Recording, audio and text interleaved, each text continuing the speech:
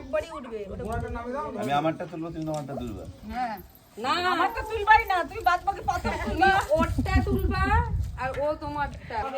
এবারে একবারই তুলতে হবে, এবারে যারটাই পাবে দেখি কে আগে পায়। না না, আমি যদি ওইটা আমারটা পেয়ে যাই তাহলে না না হবে না, তোমাকে ওরটাই খুঁজতে হবে। ওর আংটিটাও তোমাকে খুঁজতে হবে। আমারটা ছাড়া ইয়ার কি না। আরে যা, আমাকে হাতে ঠেলে ঠেলে দিচ্ছে না, হাতে নিতে দিচ্ছে না।